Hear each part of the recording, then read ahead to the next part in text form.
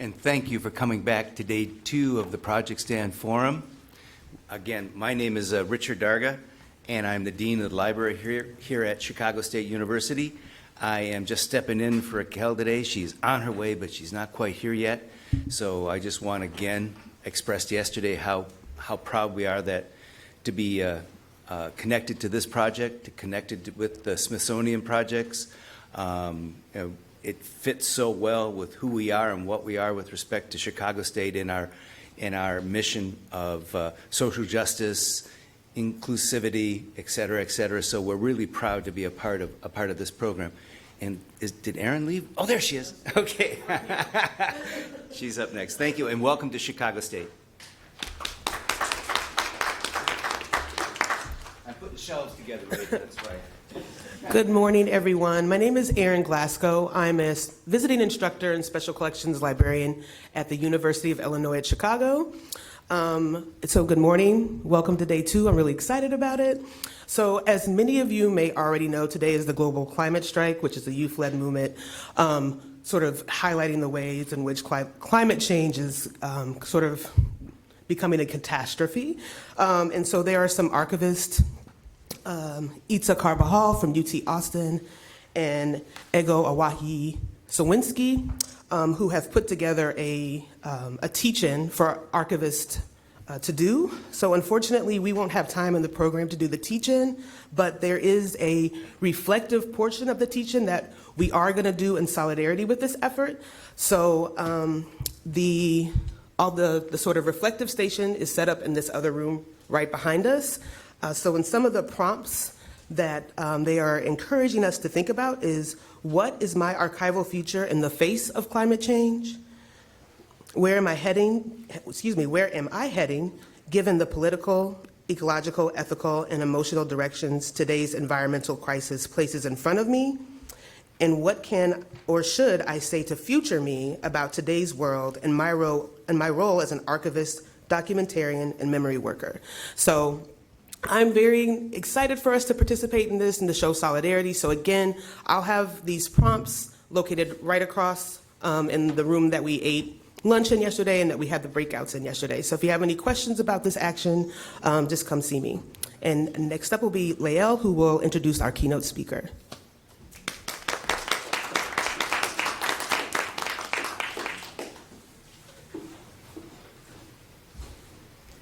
I just want to say thank you to Erin for bringing that work to Project Stand. We really are trying to make sure that we're a part of the conversation. If we don't have a planet, then what else do we have? So thank you so much. Today we have the amazing, I'm just terribly excited to have Walida Imarisha. I hope I said that your last name correctly. Imarisha. I had the pleasure and others who are here today to hear her in Portland, Oregon at the Society of American Archivists conference I think that was about 2 years ago now. And she just blew me away. And I was like, if there's any other opportunity to bring her back in space, to be in dialogue with her, I was like, we have to do that. But to give a little bit of a bio about Walida. She is a historian, a historian at heart, a reporter by right, W-R-I-G-H-T. Rebel by reason, Walida Imarisha is an educator, writer, public scholar, and spoken word artist. She edited 2 anthologies, Octavia's Broods, to science fiction stories from social justice movements, and Another World is Possible. Imarisha's nonfiction book, Angels with Dirty Faces, 3 stories of crime, prison, and redemption, won a 2017 Oregon Book Award. She is also the author of the poetry collection Scars and Stars, and in 2015 she received a Tiptree Fellowship for her science fiction writing. Imarisha has taught in Stanford University's program of Writing and Rhetoric, Pacific Northwest College of the Arts Master in Fine Arts and Creative Writing, and Master in Critical Studies program, Portland State University's Black Studies Department, and Oregon State University's Women, Gender, Sexuality Studies Department. For 6 years, she presented statewide as a public scholar with Oregon Humanities Conversation Project on topics such as Oregon Black history, alternatives to incarceration, and the history of hip hop. She was one of the founders and first editor of the political hip-hop magazine AWOL, and her bio goes on much longer. She has done so much, but I want us to get to actually hearing her speak. And today we also have our moderator, Sitali Alvarez. I'm messing up your last name. Almendaris. Zitali is an anthropology PhD student at Harvard studying migration, disaster, and policing in the Texas Gulf Coast. They are an organizer with the Harvard Prison Divestment Campaign, a reparatory justice initiative that seeks to sever Harvard's financial ties to the prison industrial complex. Zitali was born in Mexico and was raised in Houston, Texas, where for 3 years they worked as an organizer on issues impacting undocumented and queer immigrant communities, including detention and deportation and access to reproductive health care. Zitali grew up undocumented, though they prefer the term illegalized, and spends a lot of time thinking about how this experience has informed their commitment to abolition. So if we could give both of these amazing people a round of applause, I would appreciate that very much.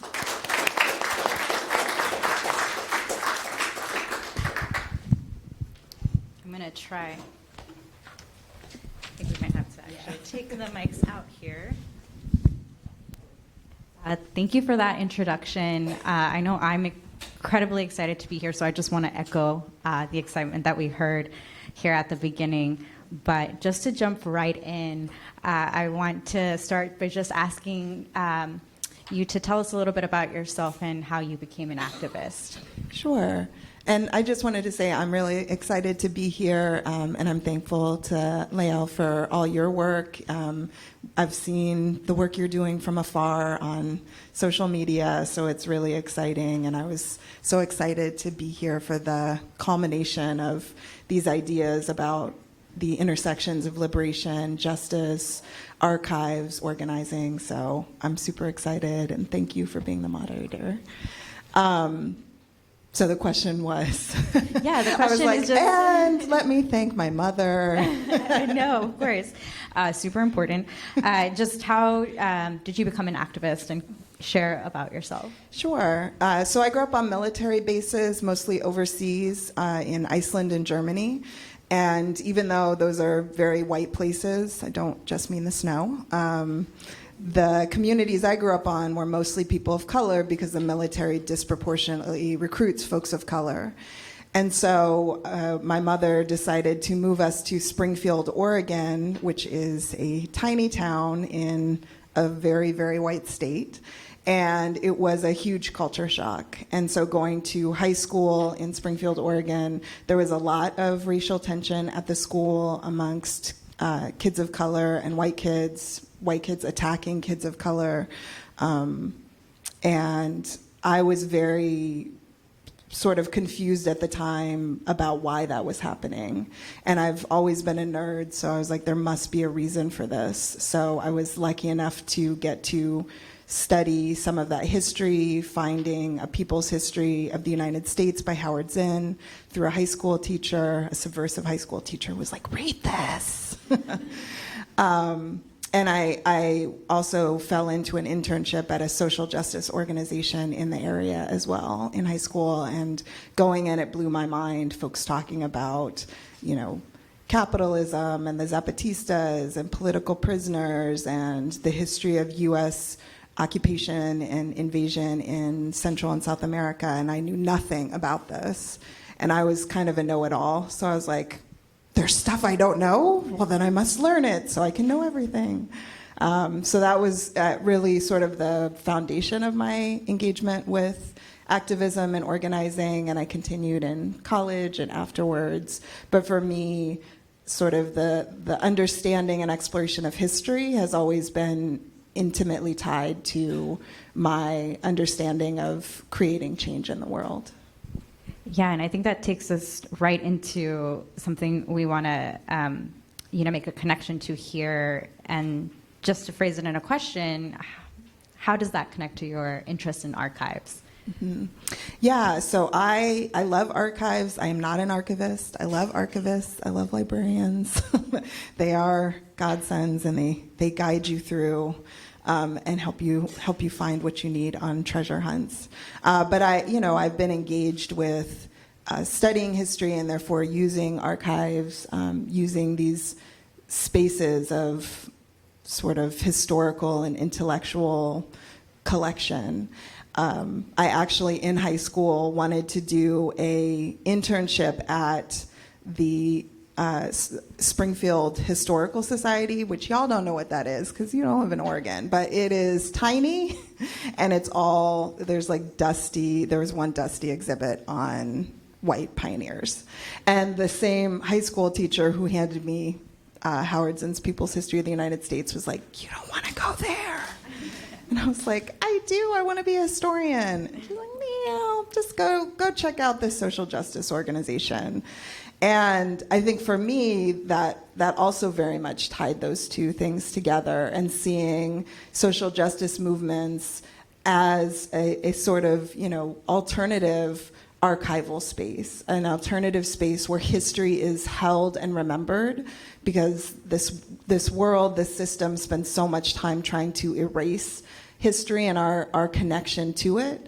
And so seeing social justice movements as a dynamic place where history is engaged with and held, but is in communion and conversation with the present and the future. And so I feel like that movement away from this very traditional, white-dominated, white supremacist, colonial space to a social justice space from a teacher who very much understood and supported my connection to history helped to solidify the understanding that those are intimately tied together.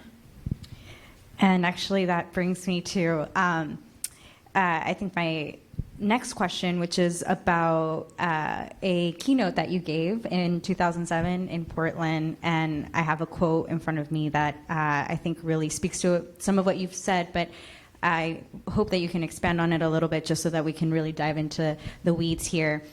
But from that keynote at the Society of American Archivists Conference, you said that, this about archives, which is, it's a construction about who holds history, who holds knowledge, who controls it, and who has access to it. I think it's important to recognize that the ways that archives have functioned have been ways to reinforce existing power structures. Thinking about liberated archives, first we have to understand the role that archives are playing, the role that knowledge has played in continuing to uphold oppressive and unequal systems historically. Before we can think about what does it mean to liberate it, we actually have to understand how it's working. So yeah, if you could just expand on how you see the archives working. Yeah, absolutely. I mean, I think, like I said, it's incredibly important to understand sort of the foundation of any system we're engaging with.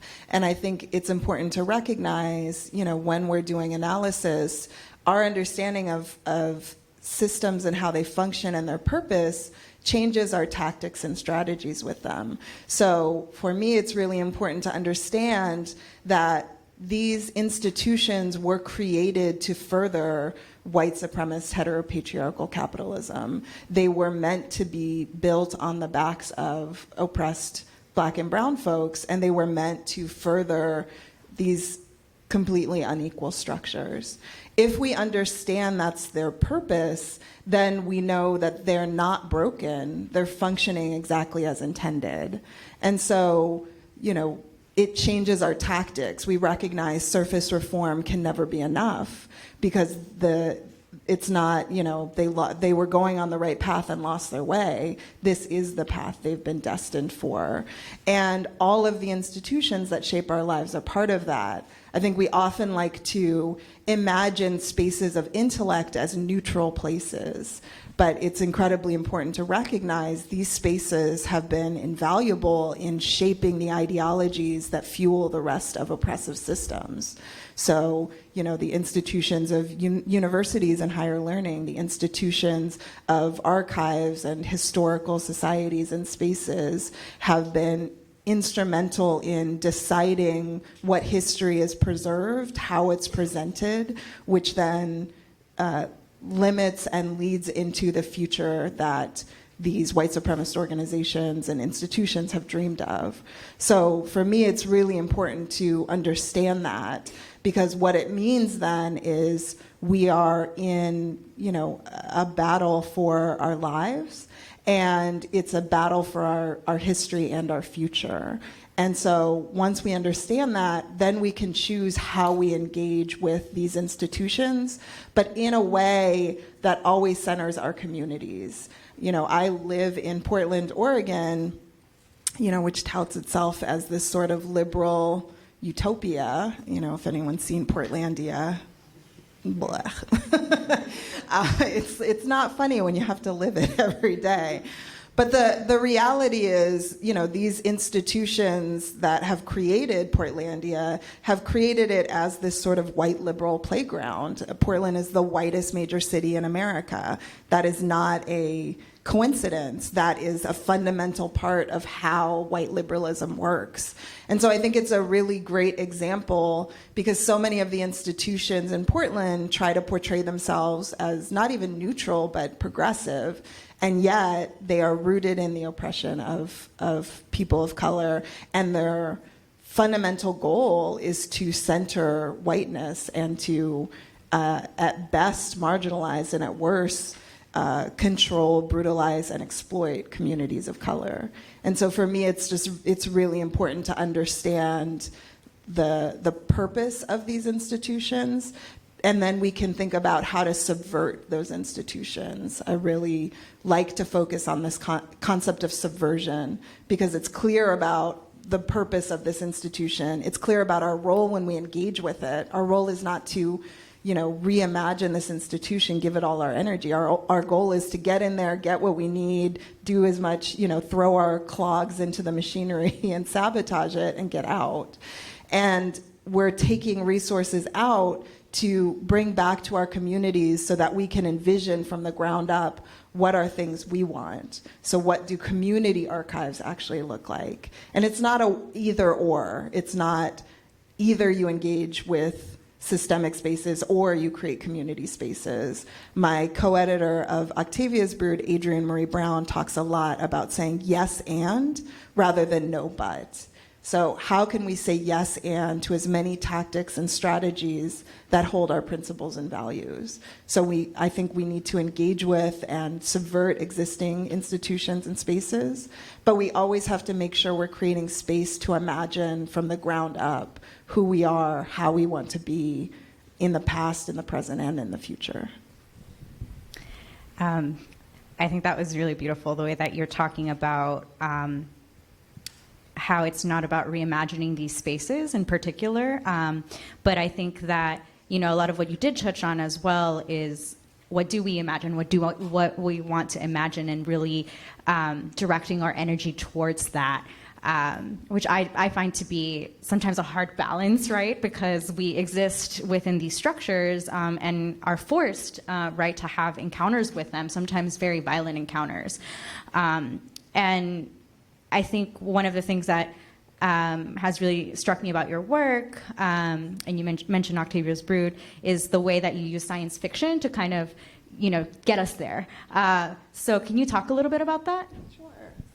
Yeah, so Octavia's Brood is an anthology of stories that I edited with my co-editor, Adrienne Marie Brown. It's science fiction written by organizers, activists, and change makers. So the majority of folks in Octavia's Brood, some of them were sci-fi writers before, but the majority had never written fiction, let alone science fiction. They're folks Adrienne and I reached out to because we felt they were doing incredibly visionary work in communities, and they were the folks who were inspiring our hope for the future. And we knew that they could create incredible, visionary, fantastical stories that can help us reimagine how we get to the futures we want. Because the premise of Octavia's Brood is that all organizing is science fiction. That every time we imagine a world without prisons, without borders, without oppression, that's science fiction, because we've never seen that world. But being very clear, we can't build what we can't imagine. And so we need imaginative spaces like science fiction that allow us to throw out everything we've been told is realistic, and instead start with the question, what is the world we want to live in. And so, for me, as someone who really focuses on both the past and the future, I've been trying to play with those different elements. Because I think, when I say science fiction, most of the time we think of sort of the Western construction of science fiction, which is a colonial framework. It's a linear progression towards greatness. And it's an excuse for colonialism, that in the past is, where brown people were is barbarism, and white folks have come and are shepherding us towards these floating glass and chrome, spaceships in the sky. It's always chrome and very, very white and sterile. I'm like, can we get some color up in here, like a painting or something?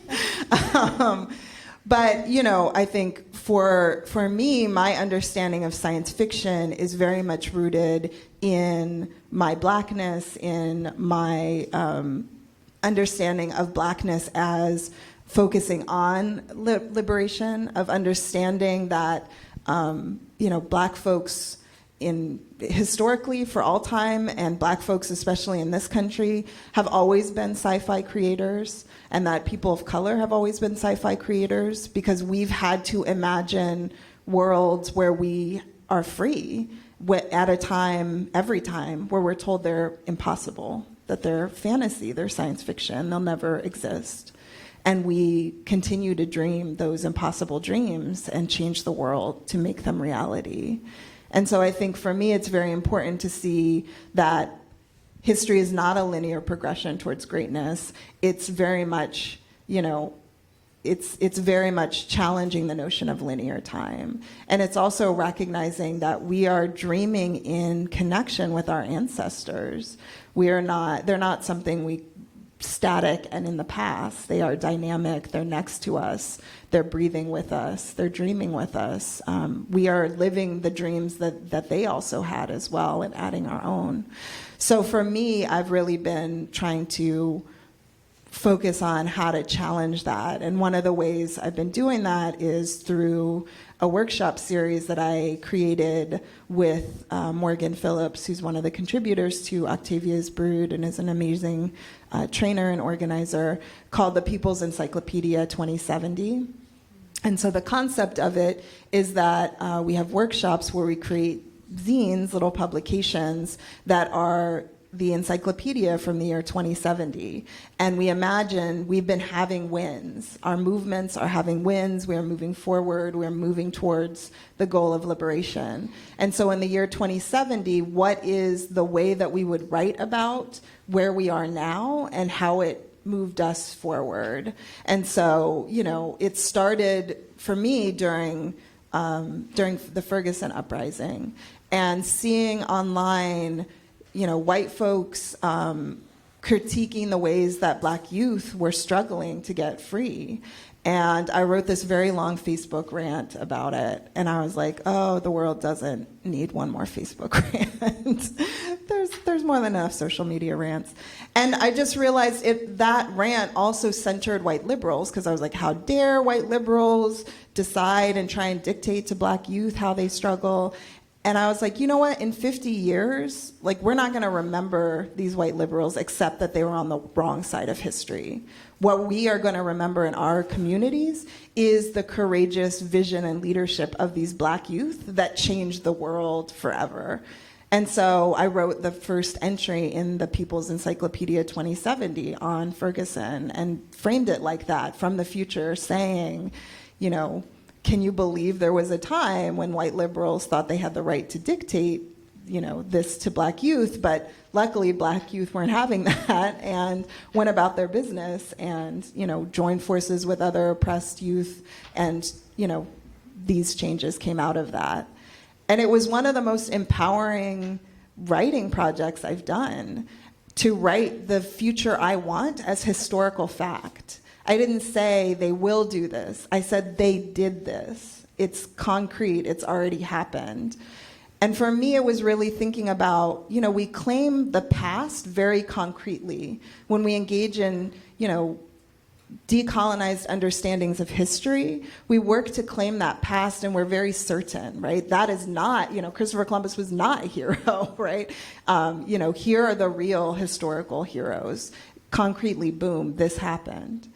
I want us to claim the future with just as much certainty. Often when we talk about the future, it's in a way of, we hope, maybe, if things turn out the way we want. It's very tentative. We're holding on to it with 2 fingers. I want us to grasp it solidly like we do the past and say, no, this is the future we want. Therefore, this is the future that has already happened.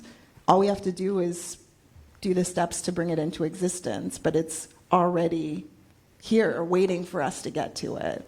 And so, the People's Encyclopedia 2070 workshop is just one way that I'm trying to blur those lines between history and the future, and to really say we can create our own living archive of the present written in the future now. We don't have to engage in linear time. We don't have to wait to the future to archive what's important now and to say, this is what it'll mean. We can decide now what it'll mean, and then we can make it mean that. And so for me, it's been really important. And it's really important because it allows us to see things. I feel like in movements, we're so rooted in the next step because our goal is total liberation. And so we never think we've won, right? We're like, oh, okay, we stopped this prison. Oh, okay, we stopped private prisons, but it's not enough, right? Our goal is the abolition of the prison industrial complex and the creation of systems of justice that actually work to, transform and restore and hold whole communities.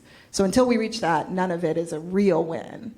And I think that's a really demoralizing way to live, right? Because I think it's important to always continue moving forward. But I think if we can, have a long, Morgan actually writes about a concept from her father, Utah Phillips, the long memory.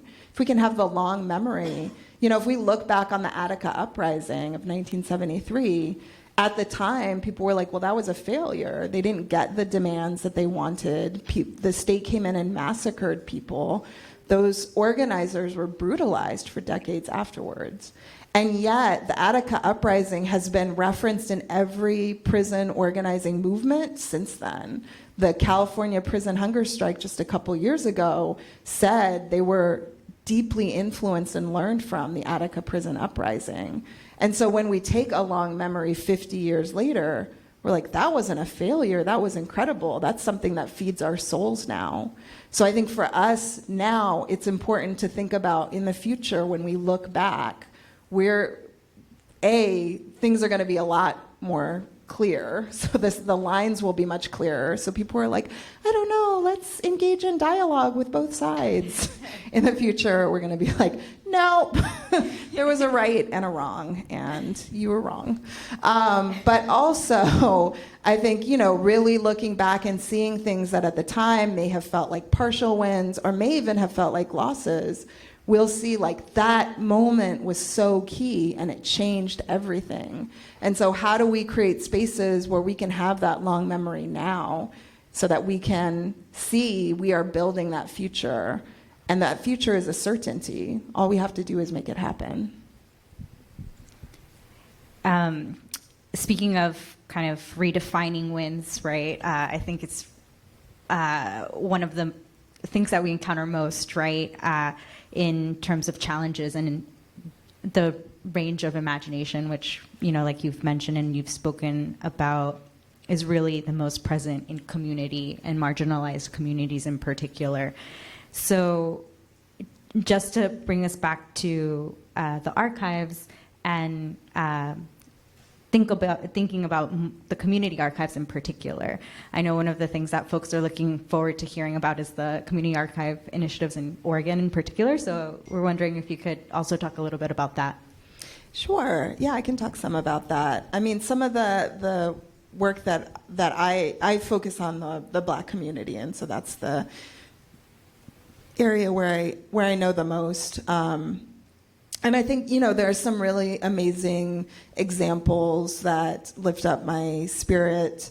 One is the Rutherford collection, which the Rutherfords were a family or still a family in Portland, Oregon, that have been involved in organizing work in the Black community since the early 1900s.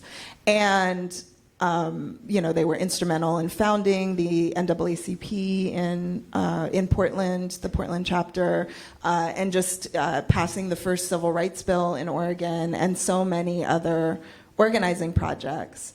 Verdell Rutherford, she was very meticulous about archiving this history.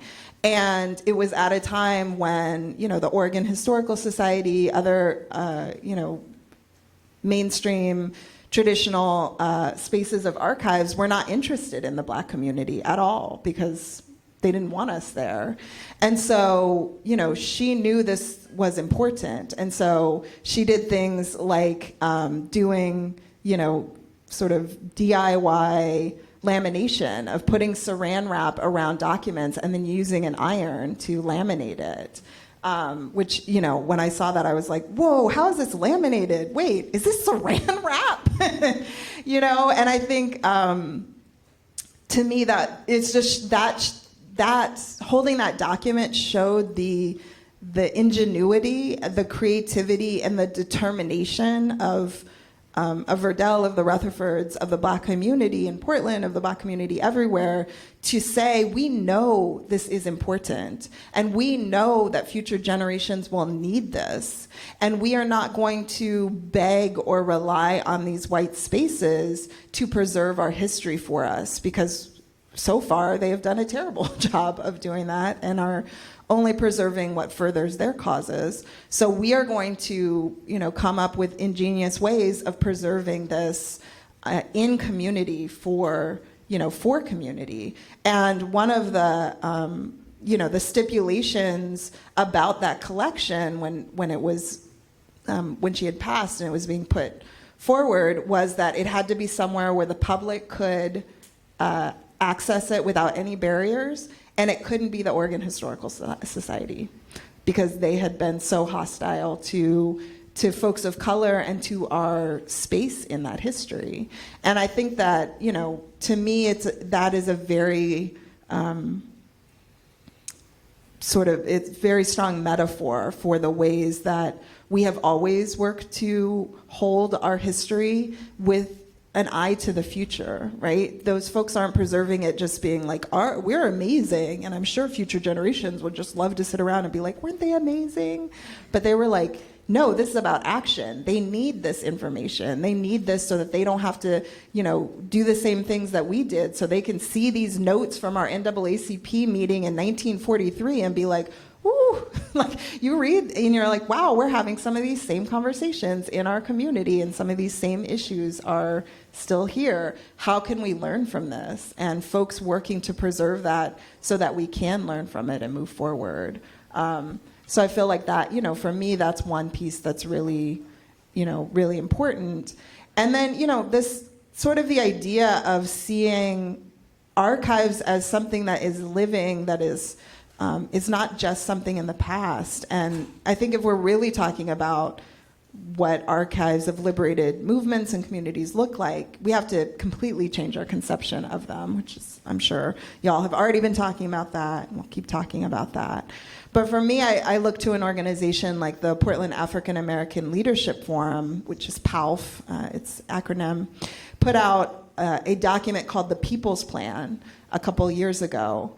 And to me, it's a visionary sort of piece aimed at creating this future archive, because the process for creating it was to hold dozens of visioning sessions within the Black community in Portland, which, like everywhere, like Chicago, is undergoing brutal gentrification. And to say, but the questions they asked the same questions of the group was, if Portland was a utopia, what would the Black community look like? And then how do we get to utopia? And I feel like those questions and that framing of it allows that document to get much further than other sorts of documents have. And I think that process of first, it being a group that is from that community, deeply rooted in that community, that, went out and got resources and also just used their own resources. We're like, this is something that needs to happen. It's not happening. Instead of petitioning the city of Portland to come up with their own listening process, which is, Portland, I say Portland will listen you to death. Like, Portland is like, oh no, let's have a listening circle about that. That would be great. Could you talk up? Because we can't hear you over the bulldozers destroying your community, And I'm like, oh my God. And they're like, thank you so much for your input. That's so helpful. We'll have another listening circle next week. Like, I think, being clear, like, rather than petitioning the city of Portland to do something, which would be most often done in a way that is very disempowering and manipulative of communities, to say instead, we will do this, we will find resources, we will also acknowledge that our community has resources that this larger society does not have, and we will invest deeply in this process of doing this for years. I think also because, as you were saying, things are so life and death for our people, it's sometimes very hard to think about long term. It's sometimes very hard to think past a 6-month campaign or a year or 2 years. But the reality is we have to have a long-term vision. We have to be thinking, what will this look like in 50 years, in 100 years, in 200 years? Because that's the only way to create a shared vision that will help guide us, like the North Star. Otherwise, we're just lost in the forest with the dogs on our heels. And so I think for me, that process that they went through and the outcome that came out of it is a template for how to think about engaging community deeply in the creation of intellectual work. And again, I don't believe in linear time. I mean, obviously, you have to show up on places on time. I couldn't show up here at noon and be like, where are you guys at? Linear time is a construction.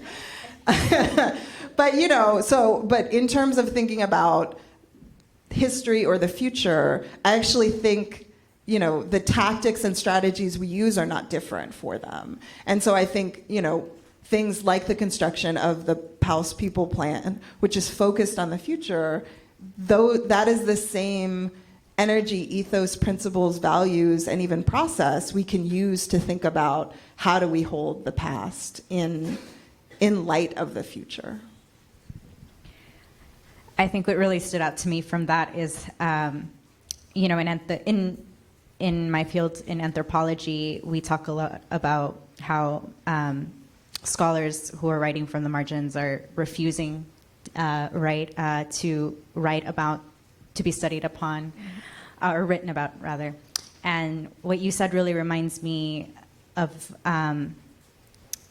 essentially what does it mean to turn away or to refuse to appeal to our oppressors, right, for legitimacy.